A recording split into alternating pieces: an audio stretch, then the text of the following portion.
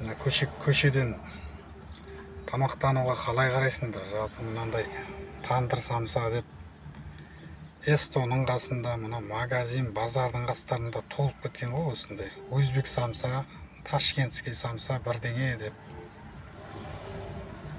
Санитарлық гигиена деген мүлде жоқ қой, оларда вообще сақталмаған. Мына істеп жатқандарын қараң. Қалай болса солай, шаң тозаңда. Ауру сырқау деген осындайдан пайда болмай ма? Міне базардың қақ ортасында осылай тандыр самса пісіріп сатады. Эстолардың қасында да толып кеткен, тәшкеге салып алады, көшіп жүре береді, анда мында. Оған баяғыдай от та жақпайды ішіне. Ішіне горелка апарып қойған, газ баллонмен тек бір қыздырып алады да пісіре береді. Тек аты тандыр самса.